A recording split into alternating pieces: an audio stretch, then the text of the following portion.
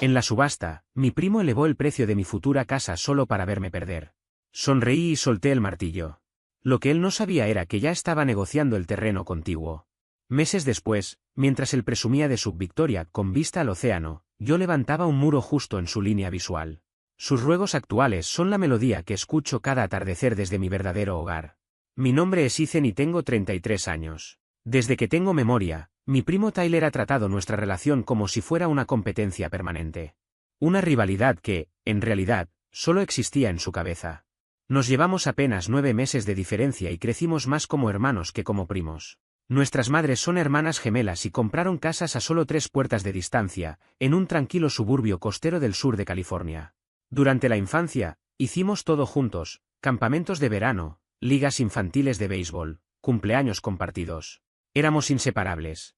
Pero en algún punto del camino, algo cambió. Tyler decidió que cada cosa que yo lograra debía convertirse en un desafío personal para él. Si yo conseguía una bicicleta, él aparecía con una mejor.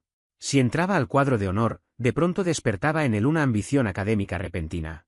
Cuando fui aceptado en UCLA, él aplicó a Stanford solo para poder decir que apuntaba más alto. Spoiler, no lo aceptaron. Durante mucho tiempo dejé pasar todo eso.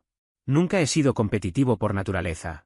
Soy más bien callado, de los que prefieren avanzar en silencio antes que buscar validación externa. Me gradué en arquitectura, conseguí un empleo estable y pasé gran parte de mis 20s diseñando viviendas a lo largo de la costa, ahorrando cada dólar que podía. Nunca alardeé de mi trabajo.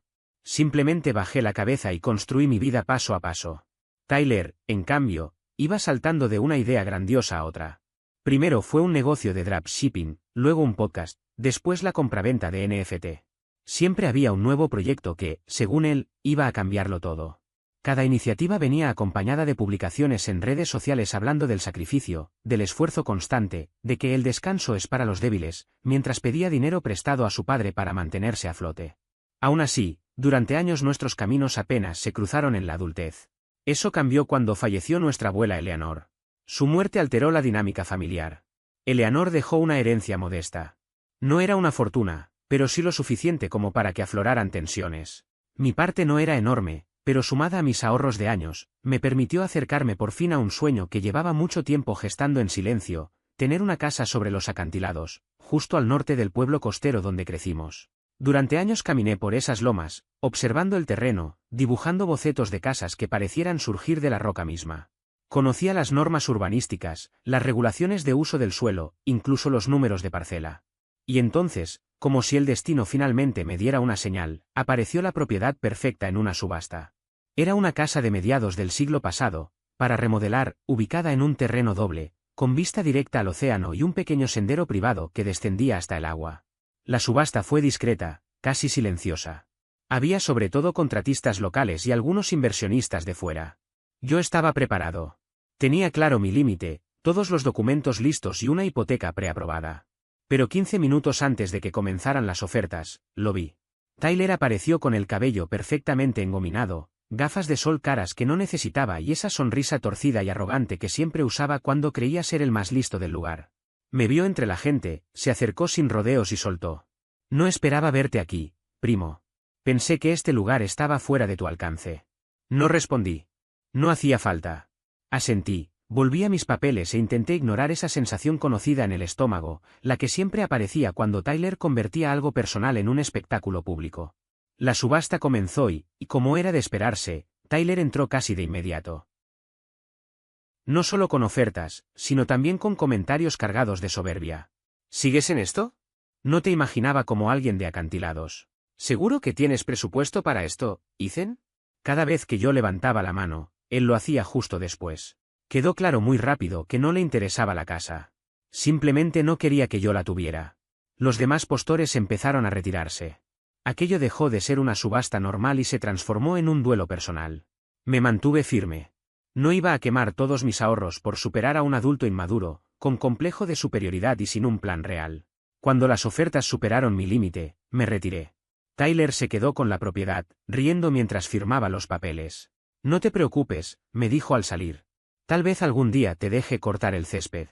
Esa noche me senté en la playa, justo debajo del acantilado que ahora él llamaría hogar. Debería haber dolido más. Era la casa que había querido durante años. Sin embargo, Mientras observaba cómo el sol teñía el mar de tonos dorados, noté algo que hasta entonces había pasado por alto: el terreno vacío de al lado. Era más pequeño, sin construir y mucho menos llamativo. Pero tenía algo que el otro no: altura. La pendiente suficiente para elevarse por encima de la nueva adquisición de Tyler. Y en ese instante, comenzó a tomar forma otro tipo de plan en mi cabeza. Uno que no tenía que ver con ganar una subasta, sino con algo mucho más satisfactorio. Volví a casa, abrí el portátil y empecé a investigar. Si Tyler quería convertirlo en un juego, esta vez lo iba a jugar bajo mis propias reglas. No tardó en hacerse notar en el vecindario. A la semana de la subasta, sus redes sociales se llenaron de publicaciones sobre asegurar el éxito y manifestar la casa de tus sueños. Todas acompañadas de frases motivacionales, y de manera nada sutil, las coordenadas exactas de la propiedad. Posó sin camiseta en el porche durante el primer día de demolición, sosteniendo un mazo como si hubiera conseguido la casa a base de esfuerzo físico y no por despecho y el dinero de su padre. Intenté ignorarlo. De verdad lo intenté. Me repetía que había esquivado un problema, que la casa requería muchas más reparaciones de las que Tyler imaginaba, que se aburriría y la vendería como había hecho con tantos otros proyectos. Pero la autosatisfacción de su victoria seguía clavada en mí como una astilla. Durante las 2 semanas siguientes, me dediqué a investigar en silencio. El terreno contiguo aún no estaba en venta.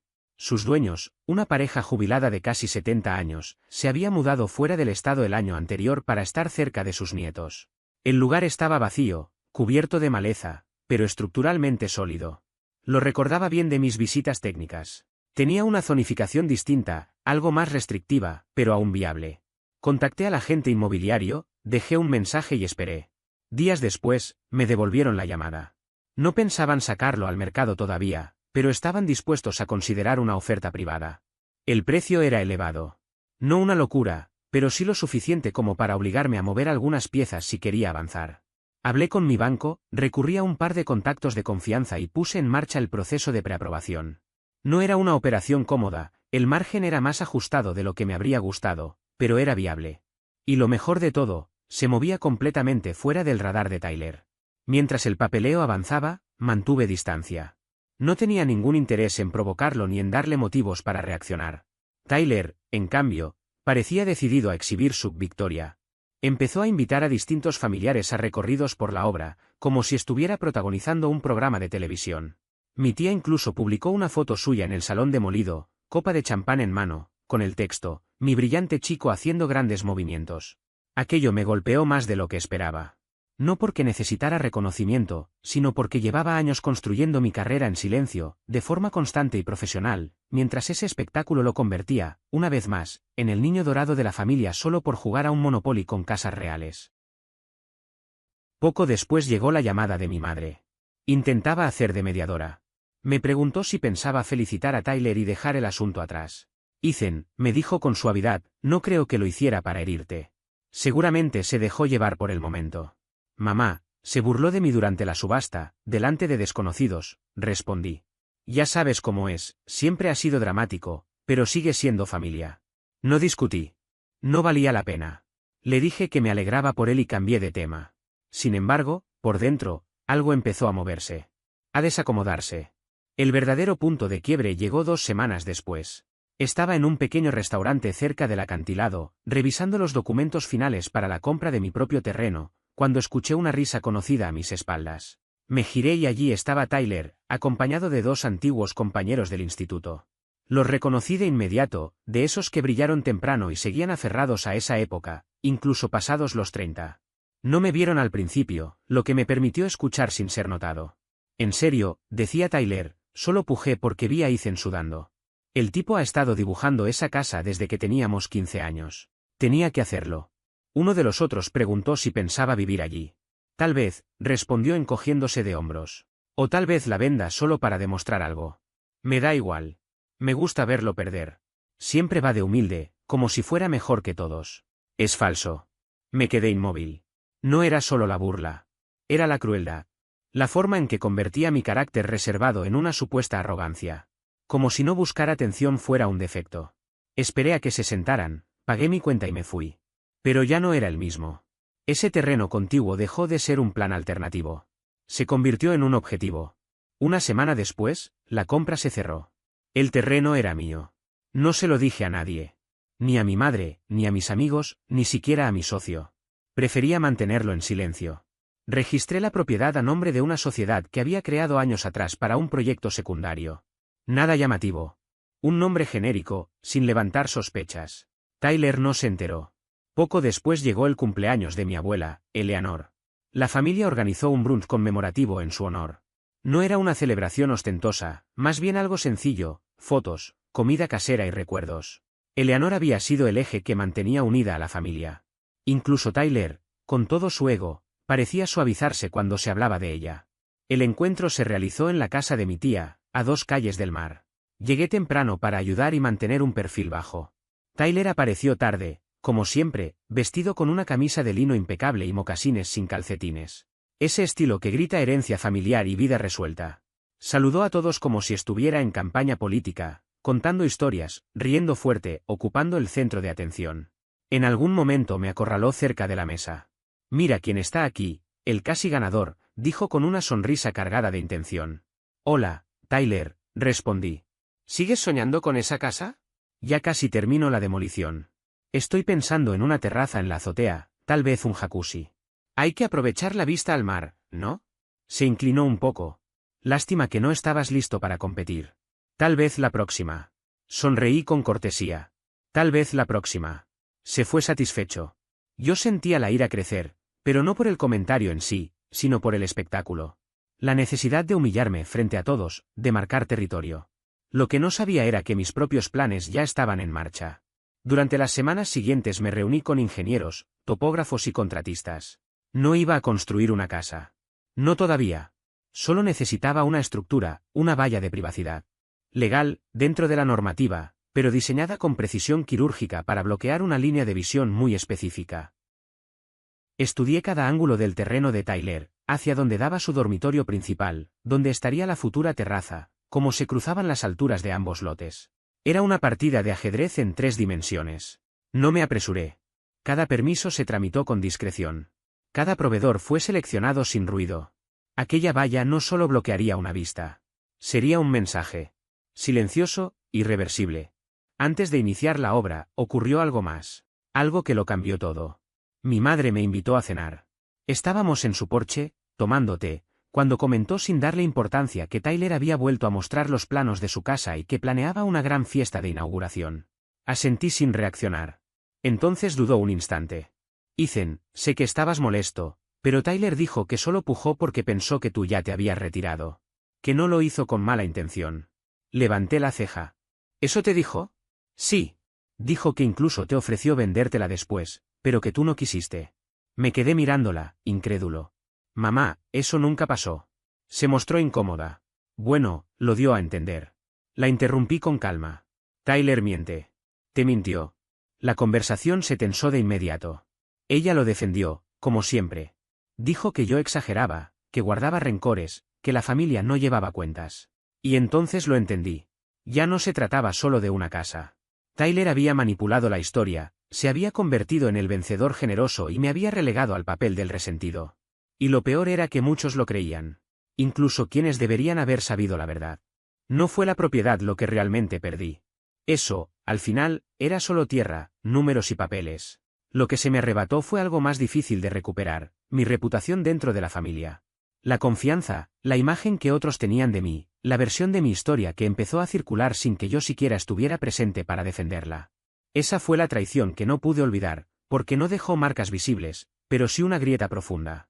Por eso, cuando regresé a casa aquella noche, no discutí con nadie ni busqué explicaciones. Me senté en silencio y comencé a cerrar cada detalle pendiente: los planos finales, los permisos municipales, los calendarios de entrega, cada fase del proyecto de la cerca. Revisé una y otra vez los códigos de construcción, las normas de retiro, las regulaciones ambientales. Me aseguré de que todo estuviera dentro de la ley, sin fisuras, sin puntos débiles. Y aún así, el diseño lograba exactamente lo que yo necesitaba. No era venganza. Al menos, no todavía. Era el primer movimiento en una partida que apenas comenzaba. Después de aquella cena, desaparecí del mapa familiar durante un tiempo. No porque estuviera consumido por la rabia, como muchos habrían esperado. No hubo explosiones emocionales ni escenas dramáticas. No levanté la voz, No golpeé puertas, no publiqué mensajes ambiguos en redes sociales buscando lástima o aprobación. Lo mío fue distinto. Más frío. Más lento. Una traición silenciosa que se instala bajo la piel y no se va. Ese silencio que aparece cuando te das cuenta de que ya te han asignado un papel en una historia que no escribiste, donde tú eres el villano por no sonreír cuando te humillan. Comprendí que incluso mi propia madre había aceptado esa versión.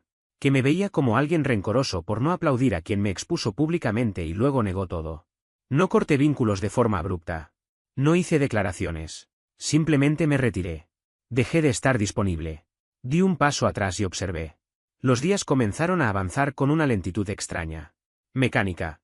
Me levantaba, iba al trabajo, cumplía horarios, atendía reuniones, revisaba proyectos, diseñaba casas para personas que no conocía.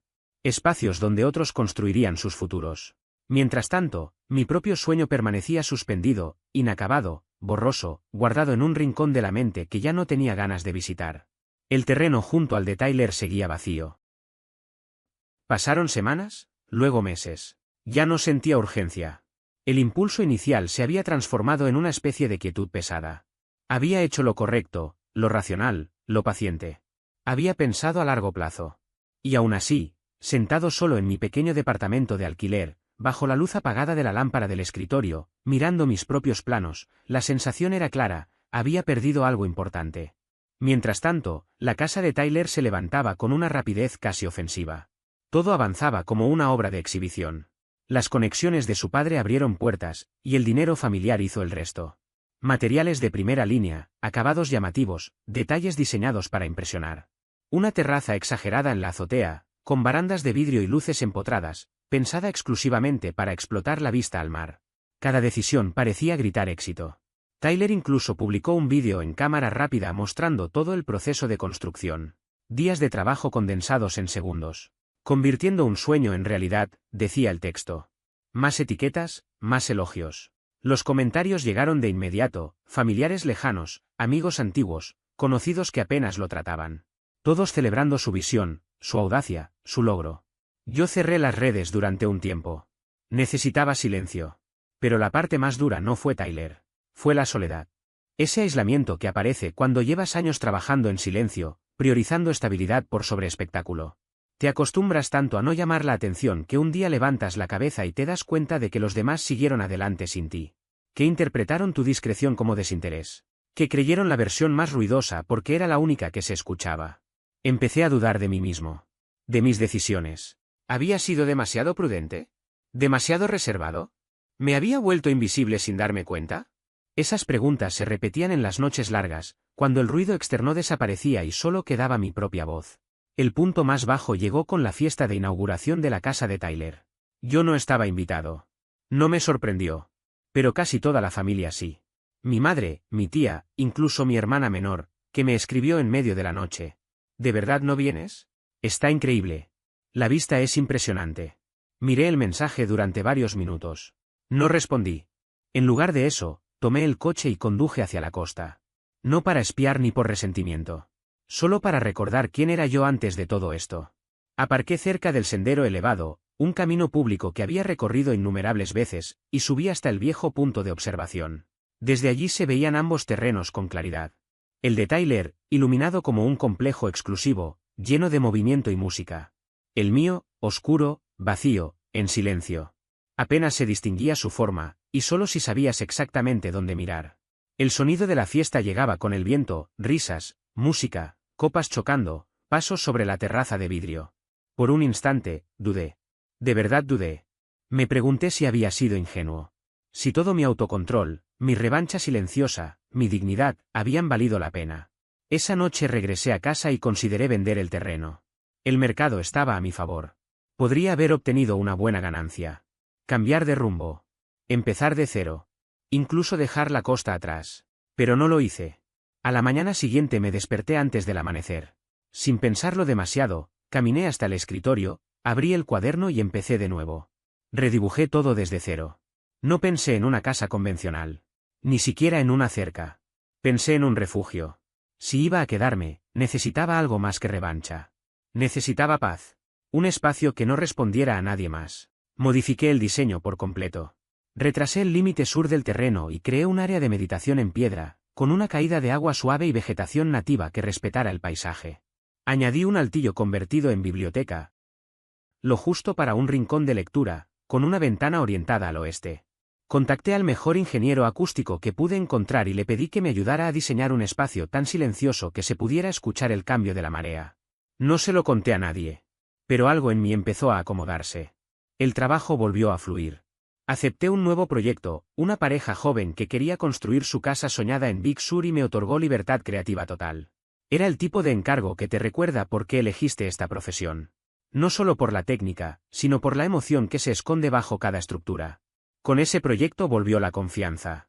Y con ella, una distancia emocional real respecto a Tyler.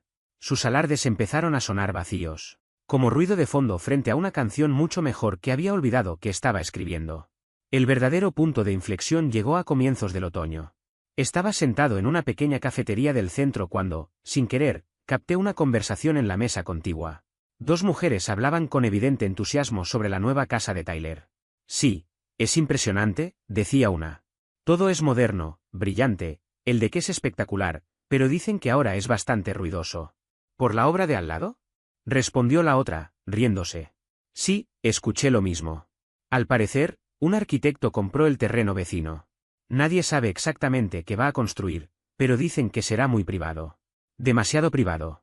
Le di un sorbo tranquilo a mi café, esbocé una leve sonrisa y volví a concentrarme en mis bocetos. Para ese momento, los permisos ya estaban aprobados, los materiales encargados y el cronograma de obra completamente cerrado. Aquella valla, mi valla, ya no era solo una estructura. Era el primer límite de algo nuevo. No se trataba de venganza ni de resentimiento, sino de intención pura. Mientras el resto del mundo creía que yo seguía lidiando con viejas heridas, yo avanzaba en silencio. Ladrillo a ladrillo, decisión tras decisión, estaba levantando algo mucho más sólido que una simple casa. Y cuando Tyler finalmente comprendiera lo que estaba ocurriendo, su famosa vista ya no sería la misma. La construcción comenzó 3 días después de cumplir 30 años. No hubo festejos, ni globos, ni publicaciones en redes sociales. Solo el sonido profundo de la maquinaria llegando al terreno y las primeras estacas marcando el perímetro de los cimientos. Aquella mañana me quedé observando el inicio de la obra desde el borde del lote, café en mano, mientras el equipo trazaba las zanjas iniciales. Una brisa cálida subía desde la costa, cargada de sal y promesas. El terreno era estrecho, pero elevado, y el diseño aprovechaba cada centímetro. Opté por una estructura moderna de estilo costero, líneas limpias, madera natural, volúmenes sobrios y muros estratégicamente ubicados para garantizar privacidad donde realmente importaba. El verdadero punto clave estaba en la pendiente occidental. Allí, la valla, completamente legal y cuidadosamente calculada, se elevaría lo justo para alterar la vista desde el flamante deck de la azotea de Tyler. No para bloquearla por completo. Eso habría sido demasiado obvio, demasiado fácil de impugnar. Yo buscaba algo distinto, no un muro, sino una interrupción. Un quiebre constante en su ilusión de dominio visual. En lugar de una valla recta, diseñé paneles de madera escalonados, a modo de aletas arquitectónicas. Variaban en altura, estaban separados con intención estética y alineados en un ángulo preciso. Era elegante, contemporáneo, digno de una revista de arquitectura.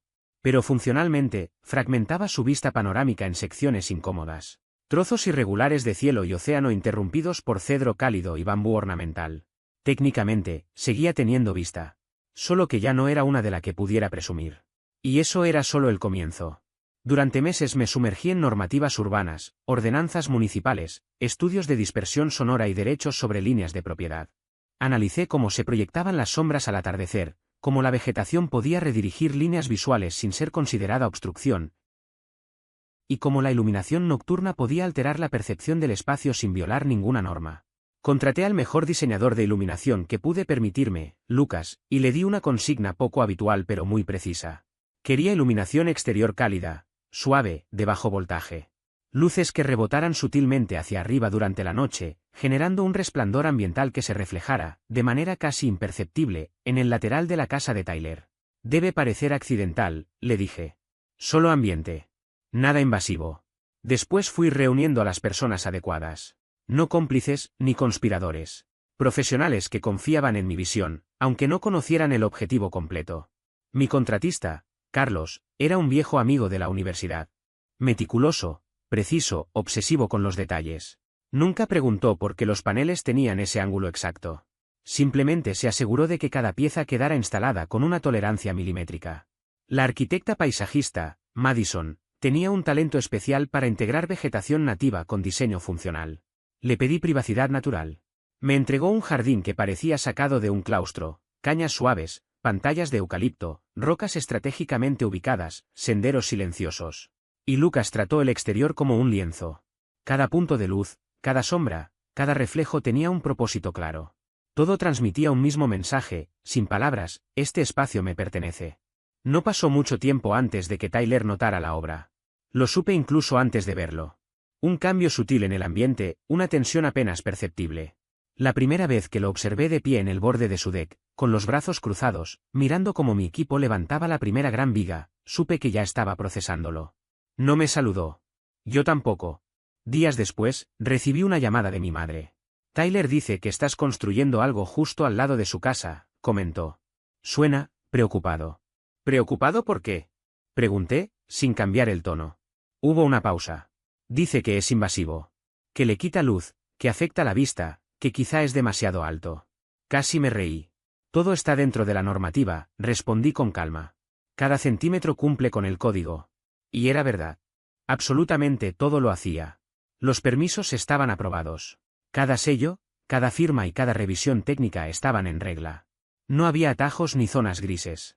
Todo se había hecho conforme a la normativa.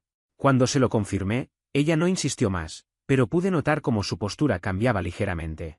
No dijo nada, aunque la incomodidad era evidente. Había esperado resistencia, una objeción, quizá una excusa para frenar el proyecto. No la tuvo. Fue en ese instante cuando lo entendí con claridad: Tyler estaba empezando a perder el control del relato. Durante años, él había sabido manejar cada historia a su favor. Si algo no salía como esperaba, lo suavizaba con dinero, lo disfrazaba con encanto o lo transformaba en una anécdota simpática para la familia. Siempre había una manera de quedar por encima, de parecer el ganador incluso cuando no lo era. Esta vez no. Por primera vez, no podía imponerse. No podía presionar. No podía convertirlo en un juego. Yo ya no estaba reaccionando. No estaba discutiendo, ni explicándome, ni tratando de convencer a nadie. Me estaba moviendo con intención. Cada decisión tenía un propósito claro y no estaba diseñada para agradar. Eso no impidió que lo intentara. La semana siguiente apareció en mi terreno sin avisar. Yo estaba recorriendo la obra junto a Carlos, repasando detalles técnicos que solo importan cuando uno planea quedarse a largo plazo: los voladizos del techo para controlar la luz en verano, la inclinación exacta de los paneles solares, la ventilación cruzada para reducir el consumo energético. Estábamos concentrados cuando escuché una voz conocida a mi espalda. Vaya, vaya, miren quién volvió al juego. Me giré con calma. Tyler estaba de pie al borde del camino de grava, ocupando el espacio como si le perteneciera. Tenía los brazos abiertos, exageradamente relajado, como si estuviera saludando a alguien que acababa de reencontrar tras años de camaradería. Las gafas de aviador ocultaban sus ojos, pero no su actitud. El chaleco Patagonia, la camiseta blanca perfectamente planchada. El uniforme clásico de alguien que quiere parecer exitoso sin esforzarse demasiado. No le devolví la sonrisa. Buenos días, dije, breve. Carlos me observó un segundo. Entendió el mensaje sin palabras. Se alejó con discreción, dejándonos solos. Tyler avanzó despacio, examinando la estructura aún incompleta de la casa, como si estuviera evaluando una compra que ya no podía hacer. Sinceramente no pensé que fueras a construir aquí, comentó. El terreno es pequeño. Está bastante encerrado. No respondí. Quiero decir, continuó, no es el mejor lugar para una propiedad junto al acantilado. Con mi terraza tan cerca, la vista ya no es la misma, ¿no? Esperó una reacción que no llegó. Incliné apenas la cabeza. No estoy construyendo por la vista. Parpadeó. No era la respuesta que esperaba. Entonces, ¿para qué estás construyendo? Lo miré directamente. Para tener paz. Por un segundo perdió el equilibrio emocional. Fue breve, casi imperceptible, pero lo vi. Su sonrisa se tensó, como si no supiera qué gesto usar. Supongo que todos tenemos prioridades distintas, dijo al final. Recordó el verdadero motivo de su visita y se enderezó. He hablado con alguien del comité de planificación, añadió. Me dijo que estás levantando un cerco segmentado. Asentí. ¿De verdad hace falta algo así?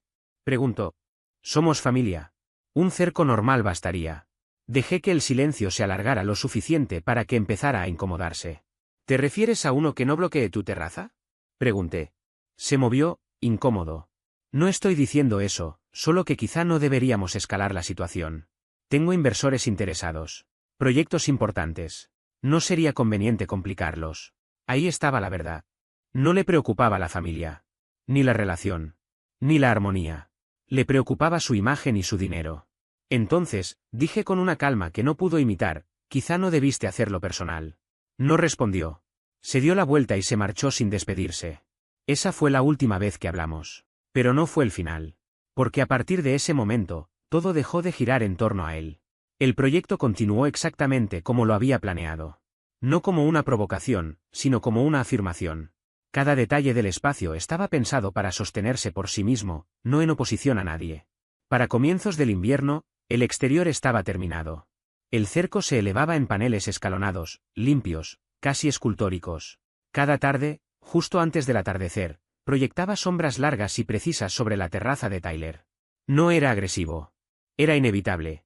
El jardín tomó forma con iluminación tenue y caminos definidos. El espacio de meditación se asentó bajo eucaliptos y pinos costeros, creando un refugio silencioso. No hubo anuncios. No hubo celebraciones. Solo presencia. Después vino el último paso, la tasación. Solicité una valoración privada, no para vender, sino para dejar constancia. Las mejoras estaban hechas, el capital invertido era real, y el mercado acompañaba. El resultado fue claro, la propiedad superaba ampliamente la de Tyler. No lo anuncié. No hacía falta. Un mes después, su casa apareció en venta. Dijo que era un nuevo comienzo. Yo sabía la verdad. Por primera vez, no había ganado. No con dinero. No con carisma. No por estar más cerca. No solo había bloqueado su vista. Había construido la mía. Cuando la venta se hizo pública, sus redes sociales cambiaron. Desaparecieron las historias de copas al atardecer. Las frases motivacionales se esfumaron. Su perfil quedó en silencio. Y ese silencio, por primera vez, no lo controlaba él. El agente inmobiliario de Tyler, un tipo llamativo, excesivamente seguro de sí mismo, al que ya había visto varias veces rondando por el pueblo, publicó un anuncio que destacaba la arquitectura moderna y las recientes mejoras de la casa. Lo que omitía, de manera muy conveniente, era que la vista al océano ya no era lo que había sido. Y, siendo sincero, no podía serlo. Desde el borde de su terraza en la azotea, esa misma terraza de la que alguna vez presumió frente a toda la familia, ahora se alzaban unas elegantes aletas verticales hechas de cedro reciclado, talladas como si fueran piezas de arte. Cortaban el horizonte en franjas verticales, fragmentando la vista del mar. No era simplemente una cerca. Era una declaración. Una pieza escultórica de privacidad que se veía deliberada, completamente legal, y sobre todo, costosa. Cada elemento había sido colocado con una precisión casi quirúrgica, diseñada para interrumpir una sola cosa, su sensación de superioridad. Al principio pensé que eso bastaría. No necesitaba verlo humillado. No necesitaba disculpas.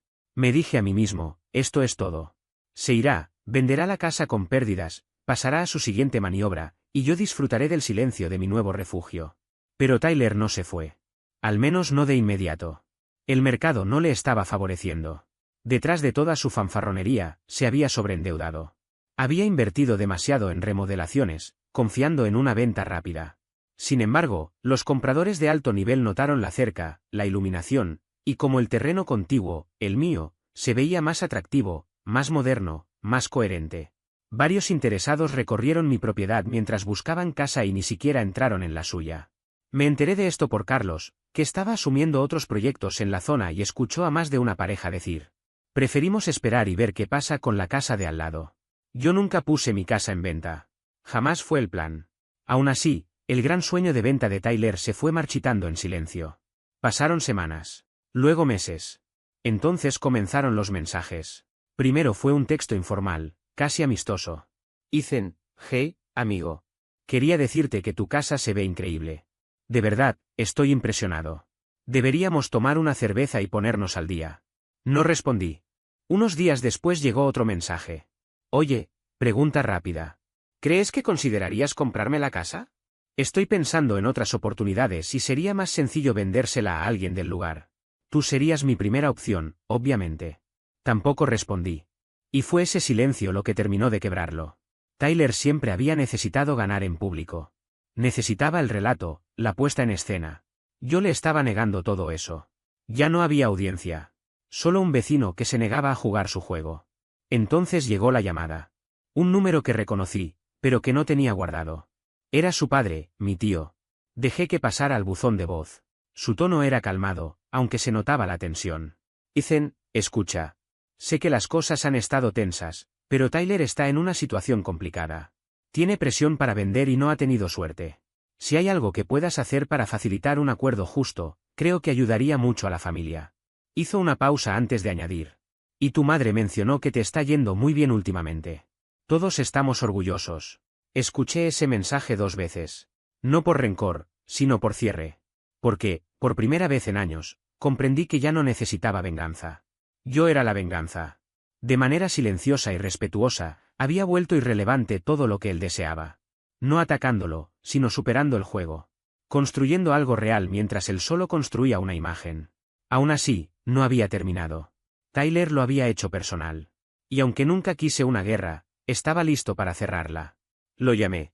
Directo y sin rodeos. Hola, dije. Sonó aliviado. Ethan, gracias por devolver la llamada. Empezaba a pensar. Te haré una oferta, lo interrumpí, pero no por el precio que estás pidiendo. Silencio. He revisado tu anuncio, continué. Llevas 4 meses en el mercado. Has bajado el precio 2 veces. Tu terraza da directamente a un elemento de privacidad. La vista está comprometida. Has agotado el límite de zonificación y sé que tu financiamiento se estructuró esperando un retorno total en 6 meses. Otra pausa. Ofrezco un 20% por debajo del valor de mercado, dije. Y quiero los muebles incluidos. Intentó protestar. Mencionó que seguía siendo una propiedad premium. No discutí. Es un trato limpio. Efectivo. Sin agentes. Cerramos en 2 semanas. Tardó 2 días más en intentar aparentar que aún tenía margen de maniobra. Pero yo conocía los números. Sabía que su ventaja había desaparecido. Cuando finalmente llamó de vuelta, con la voz más baja, derrotada, nos encontramos en una notaría local y firmamos los documentos. Así de simple, la casa pasó a ser mía. La misma casa que luchó por quitarme. La que exhibió frente a la familia como símbolo de su victoria. La que usó para burlarse de mí. Ahora pertenecía al primo silencioso. Hay algo que nunca le dije, ya no quería esa casa. No la necesitaba. Pero poseerla significaba que jamás volvería a ser suya. Significaba que podía darle otro propósito. Recorrí la vivienda una última vez, habitación por habitación. Las lámparas ostentosas, la enorme cava de vinos, la terraza en la azotea que ya no veía el océano. Después llamé a Sierra, directora de una organización sin fines de lucro con la que había trabajado el año anterior en un proyecto comunitario. Tengo algo para ti, le dije. ¿Alguna vez pensaste en convertir una casa de lujo en un retiro creativo para artistas, arquitectos, personas que necesitan tiempo y espacio para trabajar en algo auténtico? Dijo que sí sin dudarlo. Un mes después, la casa que durante tanto tiempo había sido el orgullo personal de Tyler volvió a tener movimiento. No hubo inauguraciones ostentosas ni anuncios llamativos. Simplemente, una mañana cualquiera, las luces se encendieron y las puertas se abrieron con un propósito distinto al original. El lugar dejó de ser una vitrina de lujo vacío y se transformó en un espacio funcional, pensado para el trabajo silencioso y la concentración. Donde antes había excesos, ahora había mesas amplias, luz natural y habitaciones adaptadas para la creación. Personas que no buscaban impresionar a nadie comenzaron a ocupar esos espacios con proyectos reales, ideas a medio formar y largas horas de trabajo honesto. Yo no aparecía en ningún documento visible. No figuraba en placas ni en agradecimientos públicos. La financiación se hizo de forma discreta, sin nombres, sin relatos heroicos. Sierra se encargó de todo, y lo hizo bien. Nadie necesitaba saber de dónde había salido la oportunidad, solo importaba que existiera. Mientras tanto, mi rutina siguió intacta. Me quedé en la casa que había levantado desde cero, la que nació como una respuesta silenciosa y terminó siendo un refugio auténtico. Allí no había necesidad de demostrar nada. Todo funcionaba como debía, sin espectadores. Una tarde, mientras el cielo empezaba a cambiar de color y el viento recorría el terreno con calma, me apoyé en la baranda de mi terraza. Desde allí vi a varias personas llegar a la casa vecina, cargando mochilas, carpetas, instrumentos. No hablaban fuerte. No miraban alrededor buscando aprobación. Entraban como quien sabe que tiene algo importante que hacer. En ese momento entendí que el conflicto había terminado sin necesidad de un final grandilocuente. No hubo vencedores oficiales ni derrotas anunciadas. Solo una reconfiguración completa del sentido de las cosas. Lo que alguna vez fue una competencia dejó de existir porque ya no tenía espacio donde sostenerse. El ruido se apagó solo. Y en su lugar quedó algo mucho más estable. No sentí alivio ni euforia. Sentí algo mejor, continuidad. La certeza de que había dejado de reaccionar y empezado, por fin, a vivir bajo mis propias reglas. Aprendí que no todas las batallas se cierran con confrontación. Algunas se resuelven cuando uno deja de ser el público del ego ajeno. Y entendí, también, que no todas las estructuras se levantan para imponerse. Algunas se construyen únicamente para sostener la calma.